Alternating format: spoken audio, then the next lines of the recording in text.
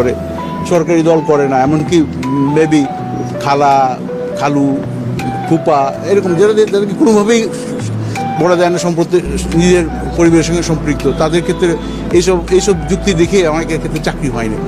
তা আমরা এই জিনিসগুলো আমাকে বাদ দিতে সুপারিশ করছি যে আমরা এই আত্মীয় স্বজন না, এখন হলো স্থায়ী ঠিকানা নিয়ে স্থায়ী ঠিকানা যাবে, কিন্তু স্থায়ী ঠিকানায় আবার দেখা হতো যে বাবার নামে সম্পত্তি আছে কিনা সেটাও নাকি চেক করা হতো। আমরা এটাও চাই না।